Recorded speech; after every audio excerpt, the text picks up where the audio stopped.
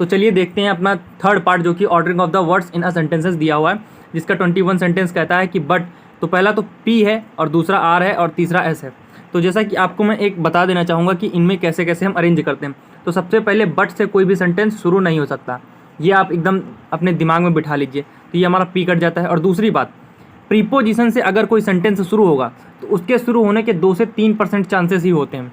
अगर P Q R S के मामले में है तो हम बात कर रहे हैं, तो 2 से 3% चांसेस होते हैं शुरू होने के। तो इस तरह हमारा आर और एस भी कट हो जाता है, एस और आर से शुरू नहीं होगा। और साथ साथ में आपको अब इतना तो पता चल गया कि ये कट गया और ये कट गया। तो अब आपको ध्यान से देखना है कि और लिंक क्या मिल सकता है, जैसे कि एग्री विद। अगर आप जानते हो कि एग्री के साथ विद कब आता है, जब कोई पर्सन की बात होती है। एग्री विद किसी पर्सन के साथ आता है और एग्री टू किसी पर्सन की बात के लिए आता है, कि उसकी बात से अगर आप सहमत हैं तो एग्री टू लगेगा। तो यहाँ पर इसका लिंक मिल रहा है कि पी के बाद आर का प्रयोग होना चाहिए, पी के बाद आर। तो पी के बाद आर कहाँ पे है, तो पी के बाद आर यहाँ पर भी है, पी के बाद आर यहाँ पर भी है, पी के बाद आर यहाँ पर भी है, दोनों में है। लेकिन साथ साथ में और लिंक भी देखना होगा कि there are many ways. Deal के साथ भी विद का प्रयोग होता है, डील के साथ भी विद का प्रयोग होता है। तो डील के साथ ये P Q S P R, Q S P R, ये ऑप्शन नंबर बी में मिल जाएगा। तो इस तरह से हमारा ऑप्शन नंबर बी करेक्ट हो जाता है। तो बात करते हैं अगले क्वेश्चन की। जैसा कि दिया हुआ है इन द ईयर्स, तो जैसा कि हमने बोला था तो पी वाला पहले हटा दो। Liberalisation in the year, the landmark reform. अब इन तीनों में देखना है हमको, ये पी के हट गए, क्यू एस पी आर। अभी देखना है कि हमको क्यू एस पी आर में क्यू से शुरू होगा या एस से शुरू होगा। तो अगर हम क्यू एस से चलते हैं, द लैंडमार्क रिफॉर्म इनऑग्रेटेड विया, किसी के द्वारा अगर होते हैं तो उसके बाद में P in the year of. तो अगर आप इस सेंटेंस को पढ़ेंगे तो आपको लगेगा कि ये एकदम अजीब सा सेंटेंस बन रहा है, चाहे आप पढ़ के देख लीजिए, द लैंडमार्क रिफॉर्म्स इनऑग्रेटेड विया इन द ईयर फॉलोइंग। तो ये पी थर्ड ऑप्शन भी कट जाता है इस तरीके से, इसलिए ऑप्शन नंबर डी राइट हो जाएगा।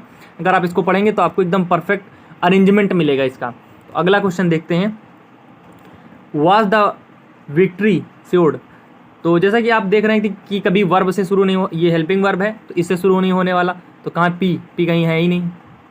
और यहाँ पर देखते हैं the greatest movement against in, Q है और यहाँ पर है दिया हुआ है अगेंस्ट। तो यहाँ पर देखते हैं अगर, तो हमारा किससे शुरू होने नहीं से हो सकता, आर से शुरू नहीं हो सकता, क्यू से भी शुरू नहीं हो सकता, क्यू से भी शुरू नहीं हो सकता। तो इस तरीके से हमारा ऑप्शन नंबर ए राइट हो जाएगा। आप इनको एकदम बनाना सीखिए। प्रीपोजिशन जो होते हैं उनका एकदम 2 से 3% चांसेस होता है कि वो पी क्यू आर एस में स्टार्टिंग में आ जाए। तो इसलिए हमारा ऐसा ही हमारा गलत हो जाता है, ये क्यू वाले दोनों गलत हो जाते हैं। और जो आर वाला बचता है तो आर वाला भी एक प्रीपोजिशन, ये भी गलत हो जाता है, इसलिए ऑप्शन नंबर ए राइट हो जाएगा। अगर आप इनको पढ़ के देखेंगे तो एकदम परफेक्ट इनका ऑर्डर बन रहा है। तो अगला बात करते हैं क्वेश्चन। तो जैसा कि अगला क्वेश्चन दिया हुआ इन टर्म्स ऑफ जीडीपी, तो ये भी जैसे कि बोला पी है, पी कहीं पे है नहीं, पी से शुरू ही नहीं हो रहा। और फॉर क्यू से शुरू हो रहा, क्यू से शुरू हो गया, ये हट गया। एस विच आर इकोनॉमिक, हाँ एस से शुरू हो सकता है, आर से शुरू हो नहीं सकता क्योंकि विच ये एक रिलेटिव प्रोनाउन है, इसके पहले कोई ना कोई सब्जेक्ट आना चाहिए तब ये शुरू होगा। तो ये हमारा विच से रिलेटिव प्रोनाउन से शुरू नहीं हो सकता। तो हम देखते हैं economic progress is determined. Economic progress किससे डिटरमाइन की जाती है, in terms of GDP and GNP. तो इन सेंटेंस को जब आप पढ़ेंगे तो आपको खुद ही लगेगा कि ये इसके साथ ज्वाइंट होगा। तो एस के बाद पी आने वाला है, तो ये ऑप्शन नंबर सी राइट हो जाएगा, ऑप्शन नंबर ए कट गया। अगला देखते हैं, with the aplomb of a stage artist that से शुरू हो गया एक तो पहली बात, और दे कैन ये हो सकता है, मीजरिंग द गैलिबल इनटू बिलीविंग।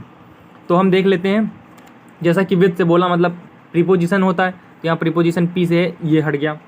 और साथ साथ में हम देख लेते हैं आगे, तो जैसा कि आपको दिख रहा होगा क्यू से शुरू होने वाला नहीं, तो ये डी भी कट गया और एस और आर बचता है सिर्फ। तो एस में आप देख रहे हैं कि यहाँ ये कोई ना कि यहाँ पर कोई सब्जेक्ट है और ना ही कुछ है, तो ये इस तरीके से एस से भी कट जाता है और आर से हमारा सेंटेंस राइट हो जाएगा, यानी आर से हमारा सेंटेंस शुरू होगा।